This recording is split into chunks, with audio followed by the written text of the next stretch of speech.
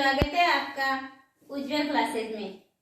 Friends, अपन read psychology की 5th unit पढ़ रहे हैं, जिसमें मूल्यांकन वाला टॉपिक स्टार्ट कर रखा है और इसमें आज अपन पढ़ने वाले हैं मूल्यांकन की प्रविधियां। तो स्टार्ट करेंगे। इससे पहले आपको बता दूं कि यदि इस चैनल पे नए हो तो सब्सक्राइब कर लेना और वीडियो अच्छा लगे तो कमेंट करना और लाइक करना, शेयर करना। तो चलिए स्टार्ट करते हैं मूल्यांकन की प्रविधियां। कौन कौन सी प्रविधियां हैं? मूल्यांकन की 2 प्रविधियां होती है, एक परिमाणात्मक और दूसरी गुणात्मक। पहली परिमाणात्मक, जिसको अपन निष्पत्ति परीक्षण भी बोल सकते हैं, उपलब्धि परीक्षण भी बोल सकते हैं, और दूसरी गुणात्मक या व्यवहारात्मक परीक्षण।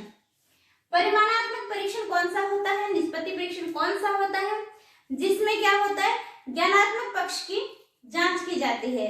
परिमाण यानी ज्ञानात्मक पक्ष की जांच की जाती है, इसमें अंक, योग्यता, कुशलता, योग्यता और कुशलता की जांच की जाती है, अंक प्रदान किए जाते हैं। इसमें क्या होता है कि तीनों प्रकार के प्रश्न सम्मिलित होते हैं। परीक्षा जो बनाई जाती है उसमें तीनों प्रकार के प्रश्न सम्मिलित होंगे, सामान्य और हार्ड और इजी, तीनों टाइप के क्वेश्चन सम्मिलित किए जाएंगे। और ये जो परीक्षण बनाया जाता है ये शिक्षक द्वारा ही बनाया जाता है। तो इसको पहले पढ़ेंगे अपन परिमाणात्मक परीक्षण को, उपलब्धि परीक्षण को। उपलब्धि परीक्षण कितने प्रकार का होता है? तो उपलब्धि परीक्षण पुनः 2 प्रकार का होता है। मूल्यांकन की 2 प्रविधियां हैं, उसमें पहली है परिमाणात्मक, दूसरी है गुणात्मक। परिमाणात्मक को ही क्या बोलते हैं, निष्पत्ति परीक्षण या फिर उपलब्धि परीक्षण, जिसमें ज्ञान का परीक्षण किया जाता है, सिर्फ ज्ञानात्मक क्षेत्र का। और ये उपलब्धि परीक्षण कितना होता है, 2 प्रकार का होता है। कौन सा? प्रमापीकृत या जिसको मानकीकृत बोल सकते हैं, अप्रमापीकृत या शिक्षक निर्मित। प्रमापीकृत कौन सा होता है या मानकीकृत, जो विशेषज्ञों द्वारा निर्मित किया जाता है, जिसको विषय विशेषज्ञ निर्मित करते हैं, वो कौन सा होता है, प्रमापीकृत, जो मानक मानदंडों पर आधारित होता है। अप्रमापीकृत या शिक्षक निर्मित कौन सा होता है, जिसको शिक्षक द्वारा निर्मित किए जाते हैं और जिसके कोई मानक मानदंड नहीं होते। प्रमापीकृत को फिर से 2 भागों में डिवाइड किया गया है, सामान्य उपलब्धि परीक्षण और विशिष्ट उपलब्धि परीक्षण। सामान्य उपलब्धि परीक्षण कौन सा होता है, जिसमें सारे सब्जेक्ट एक क्वेश्चन पेपर है और इसमें सारे सब्जेक्ट शामिल हो, हिंदी इंग्लिश के भी क्वेश्चन उसमें हो, मैथ्स के क्वेश्चन भी उसमें हो, जीके के क्वेश्चन भी उसमें हो, तो वो कौन सा होगा, सामान्य उपलब्धि परीक्षण।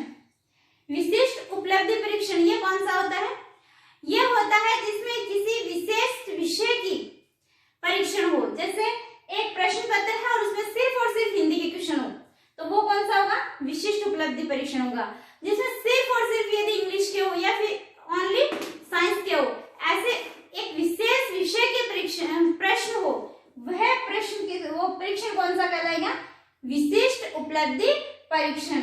यहाँ तक आई थिंक आपको समझ में आ गया होगा। परिमाणात्मक और परिमाणात्मक को ही क्या बोलते हैं, निष्पत्ति उपलब्धि। उपलब्धि परीक्षण 2 टाइप का है, प्रमापीकृत या मानकीकृत, अप्रमापीकृत या शिक्षण निर्मित। मानकीकृत जिसमें कौन तैयार करता है, विशेषज्ञ, और ये अप्रमापीकृत जिसको शिक्षक तैयार करते हैं। प्रमापीकृत 2 टाइप का होता है, सामान्य उपलब्धि परीक्षण और विशिष्ट उपलब्धि परीक्षण। सामान्य उपलब्धि जिसमें सारे विषय सम्मिलित हो एक क्वेश्चन पेपर में, विशिष्ट जिसमें सिर्फ और सिर्फ एक ही विषय हो। फिर है अप्रमापीकृत या शिक्षक निर्मित, ये मेनली 3 टाइप का होता है। लिखित प्रश्न होते हैं, इसमें 3 टाइप के प्रश्न होते हैं। शिक्षक जो निर्माण करता है जिस परीक्षण का, उसमें प्रश्न कितने टाइप के होते हैं, तो प्रश्न इसमें 3 टाइप के होते हैं। कौन कौन सी परीक्षाएं ली जा सकती है इसमें, लिखित परीक्षा ले सकते हैं, मौखिक परीक्षा ले सकते हैं और प्रायोगिक परीक्षा ले सकते हैं। 3 प्रकार के परीक्षण कर सकते हैं। लिखित जो लिखित में लेते हैं, जैसे एग्जाम होती है वो लिखित होती है, बोर्ड एग्जाम है या फिर जो भी क्लास के एग्जाम है या फिर जो भी है, किसमें होते हैं, लिखित। मौखिक जिसमें आमने सामने बैठा के बच्चे से पोएम पूछ ली जाती है, कोई पाठ पढ़वा लिया जाता है, कोई पहाड़े पूछ लिए जाते हैं, तो ये कौन से होते हैं, मौखिक परीक्षण। प्रायोगिक प्रैक्टिकली जो प्रैक्टिकल एग्जाम होती है आपकी, वो क्या है, प्रायोगिक परीक्षण है। फिर लिखित परीक्षा की अपन बात करेंगे तो लिखित परीक्षा में कितने प्रकार के प्रश्न होते हैं, लिखित परीक्षा में कौन कौन से प्रश्न होते हैं। अब यहाँ से क्वेश्चन नोट कराते हैं कि लिखित परीक्षा में कौन कौन से प्रश्न होते हैं। इन प्रश्नों में से क्वेश्चन पुटअप होता है। तो कौन सा है? निबंधात्मक, लघुत्तरात्मक, अति लघुत्तरात्मक और वस्तुनिष्ठ। निबंधात्मक प्रश्न कौन से होते हैं? जो 2-3 पेज के होते हैं। इनकी अपन विस्तृत चर्चा भी करेंगे, निबंधात्मक की और वस्तुनिष्ठ की। लेकिन यहाँ पे एक बार शॉर्ट में देख लीजिए, निबंधात्मक प्रश्न कौन से होते हैं जिसमें 2-3 पेज का आंसर होता है, वो निबंधात्मक। लघुत्तरात्मक जिसमें 4 या 5 लाइन का आंसर होता है। अति लघुत्तरात्मक 1 या 2 लाइन का। और वस्तुनिष्ठ जिसमें अलग अलग टाइप के क्वेश्चन आ जाते हैं। अब कौन कौन से आते हैं? वस्तुनिष्ठ परीक्षण। अब वस्तुनिष्ठ में से एक बार पूछा भी जा चुका है, कितने टाइप का होता है? 2, 3, 4 या 5। तो वस्तुनिष्ठ परीक्षण कितने प्रकार का होता है? पुनः 2 प्रकार का होता है। वस्तुनिष्ठ परीक्षण में पहला है प्रत्यास्मरण या पुनः स्मरण, रिकॉल जिसको बोलते हैं, यानी याद करके बताना। कोई प्रश्न पूछा, हम हमारे माइंड में याद किया और बता दिया। जैसे हमारे से कोई भी क्वेश्चन पूछ रहे कि 2 और 2 कितने होते हैं? 4। या फिर ऐसे पूछ रहे कि पहला बुद्धि परीक्षण कब बनाया गया, तो हमें याद है तब तो हम बता देंगे, और नहीं याद है तो नहीं बता पाएंगे। 1905 में। तो प्रत्यास्मरण या पुनः स्मरण जिसको बोलते हैं रिकॉल, यानी याद करके बताना। दूसरा है प्रत्याभिज्ञान या पहचान प्रश्न, जिसमें हमें पहचान करनी होती है, वो वाले क्वेश्चन प्रत्याभिज्ञान या पहचान प्रश्न कहलाते हैं। अब देखिए प्रत्यास्मरण प्रश्न ये पुनः 2 टाइप के होते हैं। इसमें कौन कौन से प्रश्न आते हैं? यहाँ से क्वेश्चन कैसे पूछा जाता है? जैसे रिक्त स्थान पूर्ति वाले प्रश्न जो है वो कौन से में आएंगे? अब इसमें पूछ लिया जाएगा आपसे कि प्रत्याभिज्ञान में आएंगे या फिर पुनः स्मरण में आएंगे, प्रत्याभिज्ञान में आएंगे या प्रत्यास्मरण में आएंगे। तो रिक्त स्थान पूर्ति वाले प्रश्न किस में आएंगे? तो देखिए प्रत्यास्मरण जो है ये 2 टाइप का है। पहला है साधारण प्रत्यास्मरण और दूसरा है रिक्त स्थान। साधारण प्रत्यास्मरण जिसमें हमें पूछा गया प्रश्न और हमने उत्तर दे दिया, प्रश्न पूछा और उसका उत्तर दे दिया, वो क्या है? साधारण प्रत्यास्मरण प्रश्न। रिक्त स्थान प्रश्न जिसमें क्या है कि फिल इन द ब्लैंक्स, यानी जगह छोड़ दी जाती है और आगे उसमें भरना होता है में रिक्त स्थान, वो वाले प्रश्न। अब प्रत्याभिज्ञान कौन से होते हैं? प्रत्याभिज्ञान में 4 प्रकार के होते हैं। एक तो सत्य असत्य, एक कथन लिख दें, उसके आगे लिखेंगे सत्य है या असत्य है, कि हमें सुबह जल्दी उठना चाहिए, सत्य है या असत्य है, तो सत्य है। मिलान प्रश्न, इस इधर एक कॉलम दे दिया, इधर एक कॉलम दे दिया और दोनों में सही को मिलान करना है, तो वो वाले प्रश्न भी किस में आएंगे? प्रत्याभिज्ञान प्रश्न में। बहुविकल्पात्मक प्रश्न जो कि रीट एग्जाम में आते हैं, 4 ऑप्शन होते हैं, उनमें से एक ऑप्शन सही होता है, तो वो कौन से हैं? बहुविकल्पात्मक प्रश्न। फिर है अनुरूपता प्रश्न। अनुरूपता प्रश्न कौन से होते हैं? अनुरूपता प्रश्न वो होते हैं जिसमें 4 ऑप्शन दिए हुए होते हैं, उसमें से एक अलग होता है, 3 सेम होता है और एक अलग होता है, उसको बोलते हैं अनुरूपता प्रश्न। जैसे कि ऑप्शन में है डस्टर, चौक, मार्कर और एक टेबल दे दिया, तो अलग कौन सा हो गया? टेबल। तो ये वाले कौन से कहलाएंगे? अनुरूपता प्रश्न। ये तो था परिमाणात्मक प्रश्न। एक बार फिर से देखिएगा, परिमाणात्मक प्रश्न 2 प्रकार के हैं, परीक्षण 2 प्रकार के हैं, प्रमापीकृत और अप्रमापीकृत। प्रमापीकृत जिसमें विशेषज्ञ तैयार करते हैं, अप्रमापीकृत शिक्षक के द्वारा निर्मित किए जाते हैं। मानकीकृत परीक्षण फिर से 2 प्रकार के हैं, सामान्य उपलब्धि परीक्षण जिसमें सारे विषय समाहित हो, विशिष्ट जिसमें सिर्फ एक विषय का हो। अप्रमापीकृत 3 प्रकार का है, लिखित परीक्षण, मौखिक और प्रायोगिक। लिखित परीक्षण में कौन कौन से प्रश्न हो सकते हैं? निबंधात्मक हो सकते हैं, लघुत्तरात्मक, अति लघुत्तरात्मक और वस्तुनिष्ठ। अब देखिए वस्तुनिष्ठ प्रश्न पुनः 2 प्रकार के हैं, प्रत्यास्मरण और प्रत्याभिज्ञान। प्रत्यास्मरण प्रश्न पुनः 2 प्रकार के हैं, साधारण प्रत्यास्मरण और रिक्त स्थान वाले। और प्रत्याभिज्ञान वाले हैं ये 4 प्रकार के हैं, सत्य असत्य, मिलान प्रश्न, बहुविकल्पात्मक और अनुरूपता वाले प्रश्न। तो ये तो था परिमाणात्मक या उपलब्धि परीक्षण या निष्पत्ति संपत्ति परीक्षण। और इसमें भी अपन आगे वस्तुनिष्ठ और निबंधात्मक इन दोनों को डिटेल से चर्चा करेंगे। अब पहले देख लीजिए गुणात्मक या व्यवहारात्मक परीक्षण जिसको बोल सकते हैं, जिसमें व्यक्ति के व्यवहार का अध्ययन किया जाता है। इसमें तो सिर्फ और सिर्फ ज्ञानात्मक पक्ष का ज्ञान का अध्ययन किया जाता है और इसमें व्यवहार का पता लगाया जाता है। और व्यवहार का पता लगाने के लिए कौन कौन सी प्रविधि अपन यूज कर सकते हैं, वो कौन से हैं? प्रश्नावली, जिसमें एक प्रश्नावली बनाई हुई होती है, प्रश्नों की श्रृंखला और आंसर दे दिए जाते हैं, तो बच्चा उसके आंसर देता है, वो क्या है? प्रश्नावली। समाज नीति व्यक्तित्व में पढ़ चुके हैं, जिसका नाम क्या है, जिसका प्रतिपादक कौन है? जेन मोरेनो। व्यक्ति इतिहास, जो असामान्य बच्चे हैं उनके केस स्टडी जिसको बोलते हैं, उसके इतिहास जाना जाता है। इतिहास जानकर व्यक्ति इतिहास विधि भी इसको बोल सकते हैं समस्या समाधान के लिए। पड़ताल सूची, जिसको जांच सूची भी बोलते हैं, इनको डिटेल से अपन स्टडी करेंगे। लेकिन अभी एक बार ये ध्यान रखना है कि गुणात्मक परीक्षण कौन कौन से हैं। पड़ताल सूची, साक्षात्कार जिसमें आमने सामना होना जरूरी है। संचयी आलेख, जिसमें बच्चे का हर चीज रिकॉर्ड रहती है, संचयी आलेख। फिर रेटिंग स्केल, रेटिंग स्केल को भी अपन डिटेल से चर्चा करेंगे। अवलोकन, जिसमें व्यवहार का अवलोकन किया जाता है। अवलोकन कर, जिसका व्यवहार का अवलोकन किया जाता है उसको नहीं पता होता है। तो ये था परिमाणात्मक परीक्षण और परिमाणात्मक और गुणात्मक। अब अपन देखते हैं आगे निबंधात्मक और वस्तुनिष्ठ परीक्षण जो है, इनके गुण दोष देखते हैं ये क्या होते हैं। चलिए तो अब हम देखेंगे कि वस्तुनिष्ठ और निबंधात्मक परीक्षण जो है उनके गुण दोष क्या हैं, रियल में क्या होते हैं। तो देखिए वस्तुनिष्ठ परीक्षण में कम समय लगता है। वस्तुनिष्ठ जिसमें 4 ऑप्शन होते हैं, इसमें कम समय लगता है, यानी परीक्षण में कम समय लगता है, ना कि निर्माण में। निर्माण में बहुत ज्यादा समय लगता है, लेकिन इनका परीक्षण यानी विद्यार्थी करता है तो क्या करना होता है? टिक करना होता है सिर्फ। तो इनके परीक्षण में बहुत कम समय लगता है और इसके परीक्षण में बहुत समय अधिक लगता है।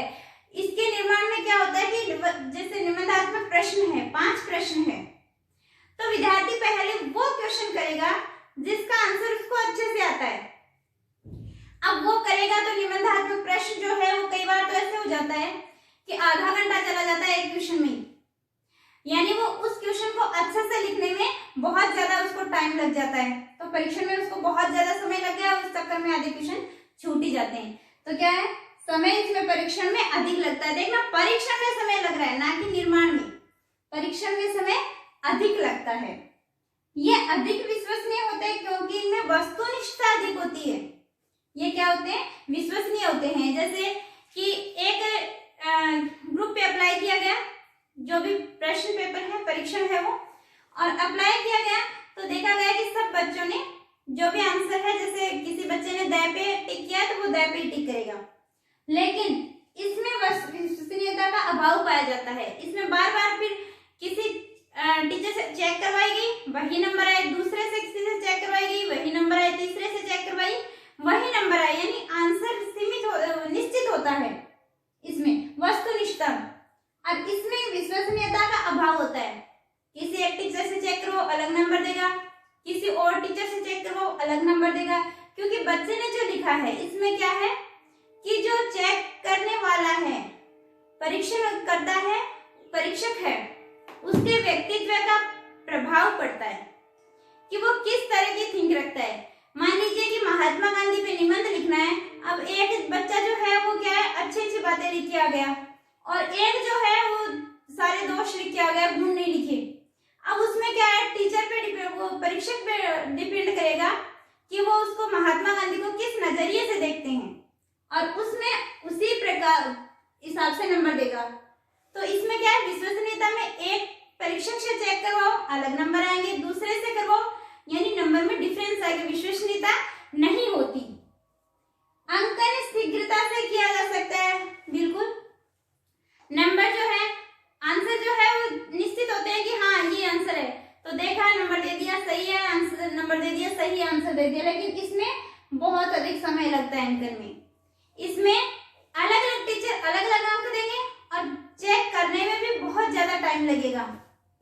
फिर यह परीक्षण उद्देश्य आधारित होते हैं, इनके निश्चित उद्देश्य होते हैं कि किस जो टॉपिक है किस करना है, लेकिन इनके उद्देश्य निश्चित नहीं होते। उत्तर पुस्तिकाओं का जांच कार्य सरल होता है, बिल्कुल सरल होता है।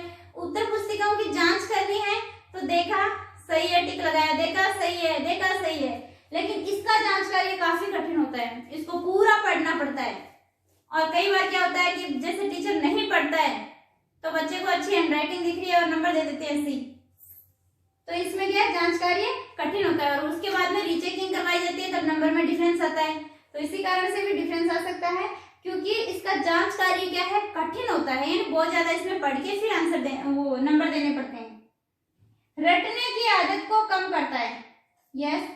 वस्तुनिष्ठता, अब इसमें क्या है, कंफ्यूज हो जाते हैं कई बार कि रटने की आदत है, रटना तो उसको पड़ता है, निबंधात्मक को नहीं।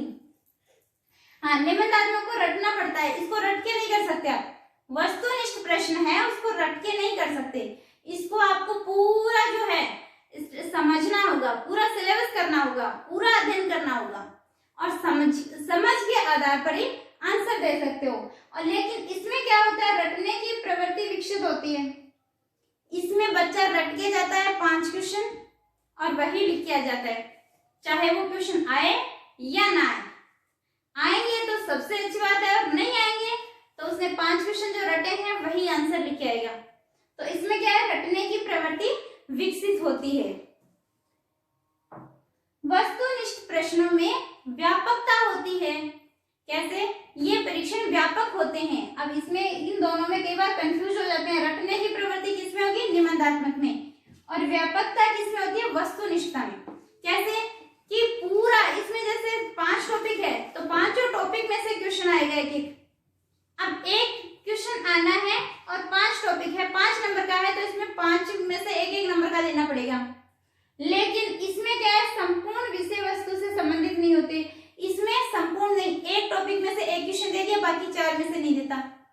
तो व्यापक कौन से होते हैं, वस्तुनिष्ठ होते हैं, इसको पूरी स्टडी करनी पड़ती है। जैसे रीट का एग्जाम है तो इसमें आपको सारा पढ़ना पड़ेगा, लेकिन यदि बीए का, बीएससी का एग्जाम है तो उसमें क्या करते हैं, 1 वीक सीरीज, और उस 1 वीक सीरीज में से चयनित स्टडी करते हैं, वो चयनित क्वेश्चन है उसमें दे, उन्हीं को रट लेता है।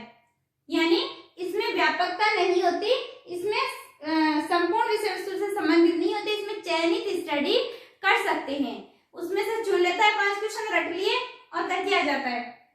फिर कुछ प्रश्न अनुमान से, ये इसका दोष है, ये इसके क्या है, दोष, कि कुछ प्रश्न अनुमान से ही सही हो जाते हैं, कई बार हो जाता है तुक्का लगा देते हैं और सही हो जाता है। तो कुछ प्रश्न ऐसे होते हैं जिसकी किस्मत ठीक है, उसमें क्या है, तुक्का सही लग गया, और जिसकी किस्मत खराब है तुक्का नहीं लगा। तो इसमें कई बार ऐसे भी हो जाता है कि अनुमान लगाने से क्वेश्चन सही हो जाता है।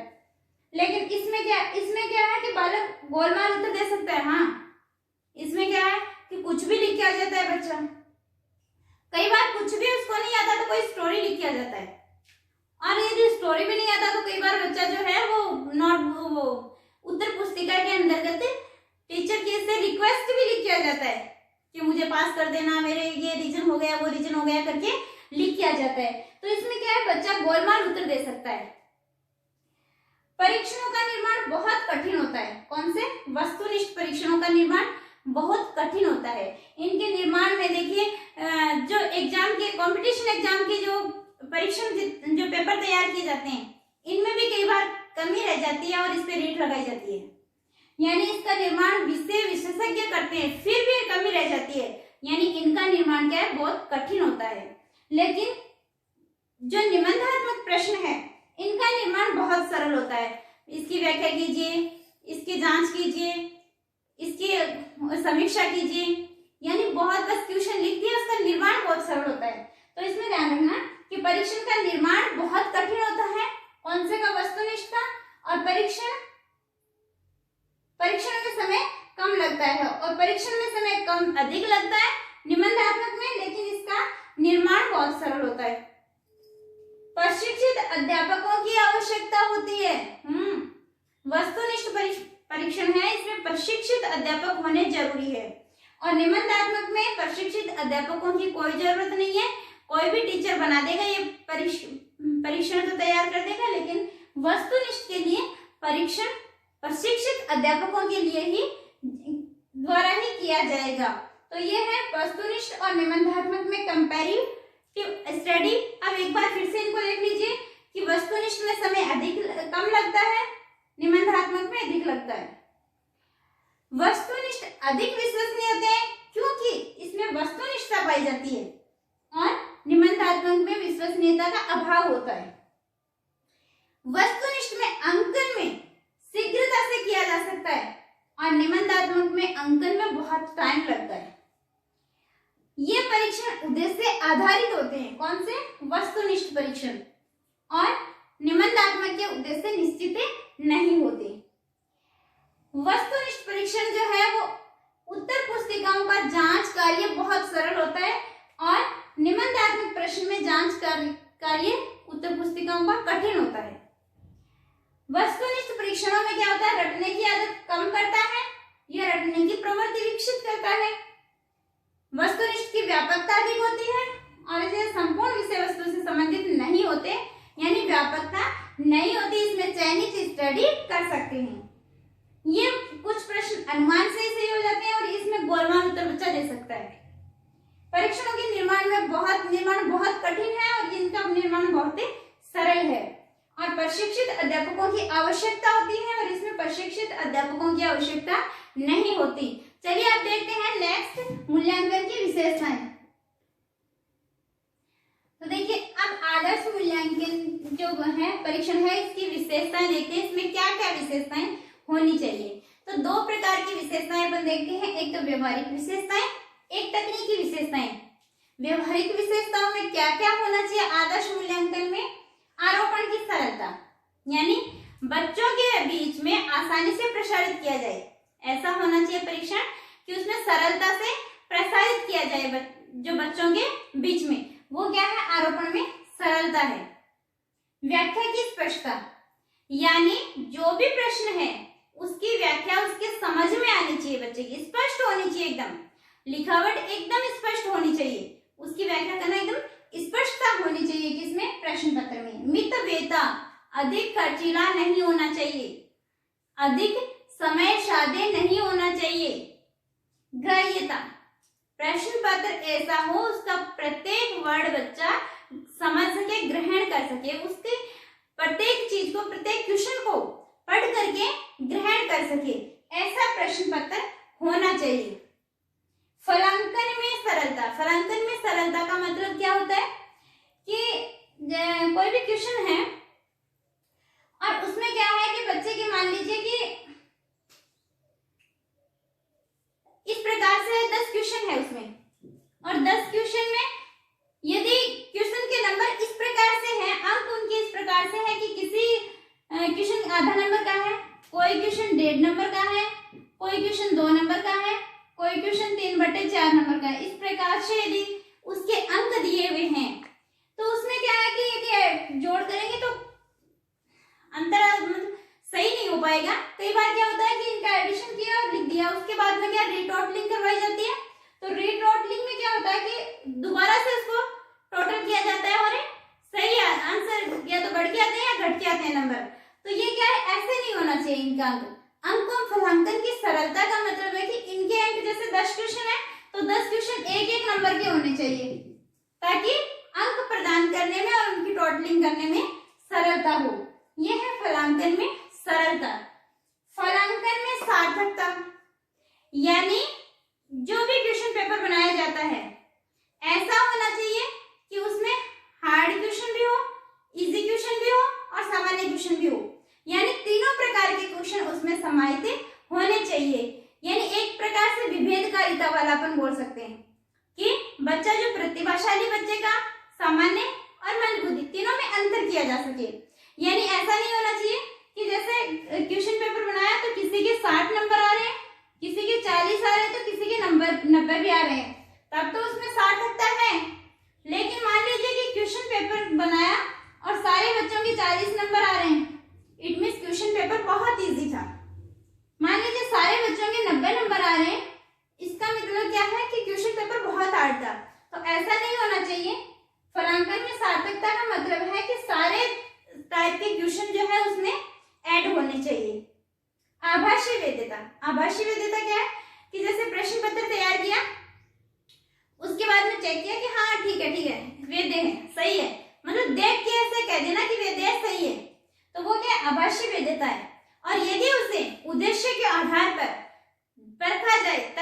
आधार पर जांचा जाए तब यदि वो वैध है तब उसको क्या हो जाती है, वैधता हो जाती है, आभासी वैधता नहीं रहती। जैसे आभासी वैधता में क्या है कि परीक्षण तैयार किया और दिखाया कि हाँ कैसा है, तो उसने कहा हाँ ठीक है सही है, एकदम सही है, तो इसका मतलब वो आभासी वैधता है। अब उसको उद्देश्य के आधार पर जांचा गया, तो वो यदि उद्देश्य के आधार पर खरा उतरता है, इट मींस वो वैध है, तब उसको वैध कहा जाएगा।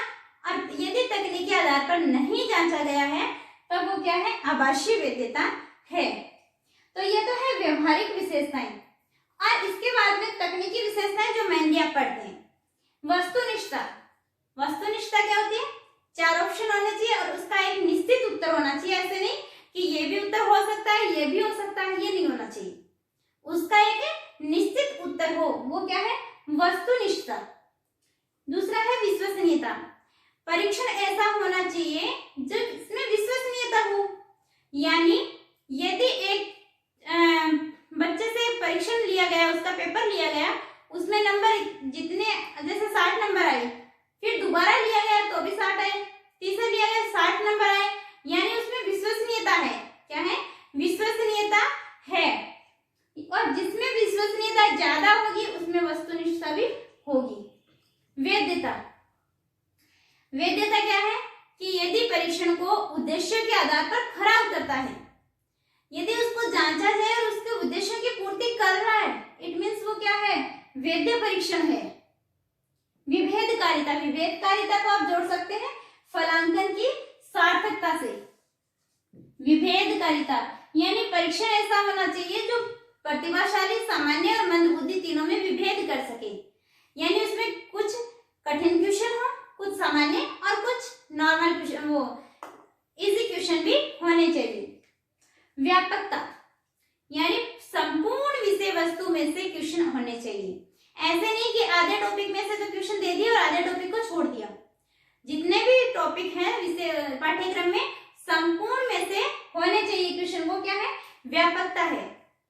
स्पष्टता, जो भी प्रश्न पत्र तैयार किया जाता है वो एकदम क्या होना चाहिए, स्पष्ट होना चाहिए, क्लैरिटी होनी चाहिए, उसमें मिसप्रिंट नहीं होनी चाहिए। जैसे कई बार क्या होता है कि पेपर में एक पेज ब्लैंक आ जाता है, वो नहीं होनी चाहिए। कई बार क्वेश्चन जो है गलत प्रिंट हो जाता है, वो नहीं होना चाहिए। तो क्या होनी चाहिए, स्पष्टता होनी चाहिए। तो ये थी आदर्श मूल्यांकन की विशेषताएं। एक बार फिर से देखिए, व्यवहारिक विशेषताएं कौन कौन सी है, आरोपण में सरलता हो, व्याख्या में स्पष्टता हो, मितव्ययता हो, ग्राह्यता हो, फलांकन में सरलता हो, फलांकन में सार्थकता हो, आभासी वैधता हो। और तकनीकी विशेषताएं कौन कौन सी है, वस्तुनिष्ठता होनी चाहिए, विश्वसनीय होना चाहिए, वैध होना चाहिए, विभेदकारी होना चाहिए, व्यापक होना चाहिए और स्पष्टता उसमें होनी चाहिए। तो आज के वीडियो में इतना ही करेंगे। नेक्स्ट टॉपिक जो नेक्स्ट बचा हुआ है वो अगले वीडियो में करेंगे। और यदि वीडियो अच्छा लगा है तो लाइक कीजिएगा, शेयर कीजिएगा, सब्सक्राइब कर दीजिएगा और कैसा लगा है वो आप कमेंट करके जरूर बताइएगा। थैंक यू फ्रेंड्स, मिलते हैं नेक्स्ट वीडियो में।